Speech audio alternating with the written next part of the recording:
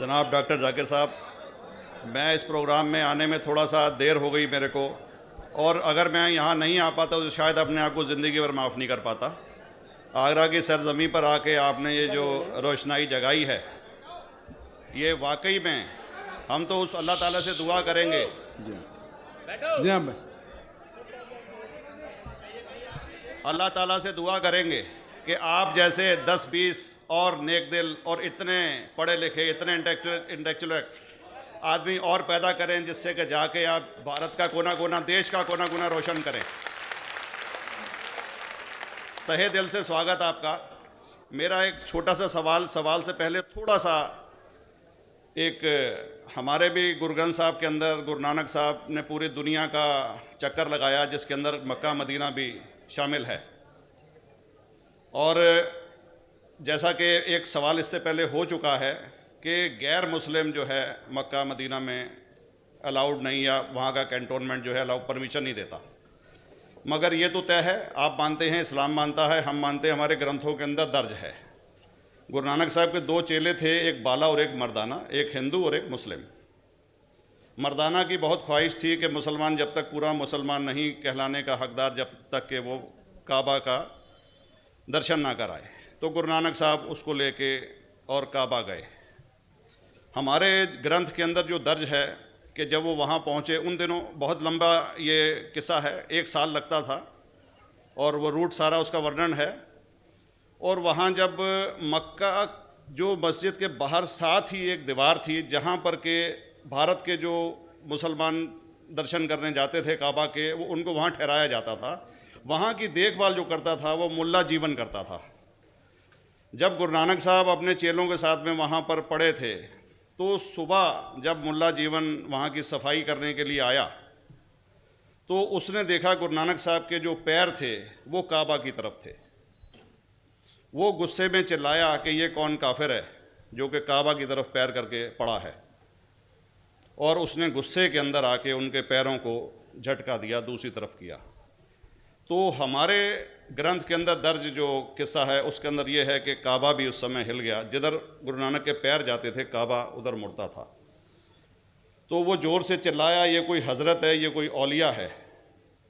तो उस समय के जो काजी थे मक्का के, काजी रुकनुद्दीन साहब थे, और शाह शरफ, कई हस्तियों के नाम हैं उसमें। तो मैं ये जानना चाहता हूँ कि ये वर्जन को आप मतलब एग्री करते हैं, और करते हैं तो इसका हमारे मुस्लिम ग्रंथों के अंदर किस तरीके से उल्लेख है, ये कृपया बताएं। भाई साहब ने एक सवाल पूछा अपने गुरु ग्रंथ साहिब के मुतालिक, और अल्हम्दुलिल्लाह मैं भी गुरु ग्रंथ साहिब पढ़ चुका हूँ। और जिस तरीके से, क्योंकि वक्त मुख्तसर सा होने की वजह से मुझे वक्त नहीं मिला कि गुरु ग्रंथ को भी कोट करूं।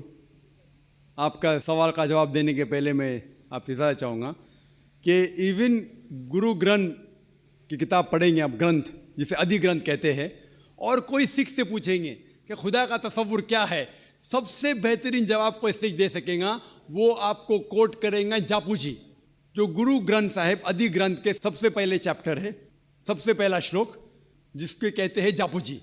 इसके मानी है कि God is true, he is only one, he is not begotten and is free from fear and want.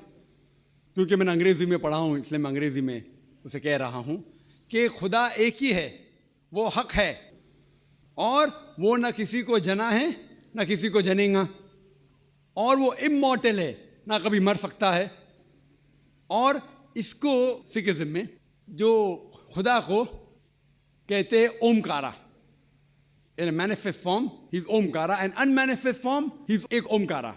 और कई इसके एट्रीब्यूट्स है, मिसाल के तौर पे परवरदिगार, अकल, और उसे रहीम कहा गया है, Wahe Guru as one God कहा गया है, और it is strictly against idol worship and अवतारवादा।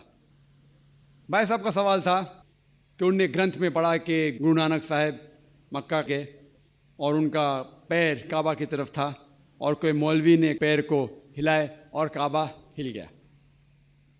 क्योंकि ये age of science and technology है, अगर कोई चीज़ जो किताब हज़ारों साल पहले लिखी गई है, 10,000 साल या 4,000 साल, तो शायद उसके बारे में हिस्टोरिकल रिकॉर्ड मिलना मुश्किल है। हालांकि इवन जीसस क्राइस्ट के बारे में 2000 साल हिस्टोरिकल रिकॉर्ड है, क्योंकि सिखिज्म जो एकदम नया मज़हब है, जितने मज़ाहिब के मुकाबले हिंदुस्तान में नया है, कुछ सैकड़ों साल पहले 15th सेंचुरी में, towards the end of the 15th century, Guru Nanak साहब जो पंजाब के थे, ये मज़हब तो कायम हुआ हार्डली 400-500 ईयर, 400-500 साल। और अगर ये मान लो, सपोज मिसाल के तौर पे मान लो, मैं क्यों कह रहा हूँ कि मैं नहीं चाहता हूँ किसी को बुरा लगे, मान लो ये सच है, मान लो अगर 400-500 साल पहले अगर ये होता था कि काबा इधर से उधर हिल जाता था, तो हिस्टोरिकल रिकॉर्ड में बिल्कुल लिखा होता था। और कई हिस्टोरिकल रिकॉर्ड में ये नहीं कि काबा हिला इधर उधर, कई हिस्टोरिकल रिकॉर्ड आप देखेंगे। हिस्ट्री इतनी अल्हम्दुलिल्लाह 800-900 साल पहले, 1000 साल पहले जो मुगल ने किए, बिल्कुल लिखा हुआ हिस्टोरिकल रिकॉर्ड में। तो ये कहना कि गुरु नानक साहब वहाँ गए और काबा हिल गया, ये बिल्कुल साइंस के खिलाफ है, क्योंकि साइंस में कोई भी रिकॉर्ड नहीं है, वहाँ के देश के रिकॉर्ड में कहीं भी नहीं कि काबा हिला। तो इसलिए हम कहते हैं कि हो सकता है ये गलती से किसने लिखा होगा, न कई किस्से कहानी। ये मैं तस्लीम करता हूँ कि गुरु ग्रंथ साहिब में कई चीज़ें सही है, हक की बात है, लेकिन ये तस्लीम करना कि काबा हिल गया, ये बिल्कुल साइंस के भी खिलाफ है, साइंस के खिलाफ है। और इस्लाम में भी ये नहीं है। लेकिन ये कहना कि कोई गैर मुस्लिम जा सकता है, मुमकिन है चुपके से कोई गया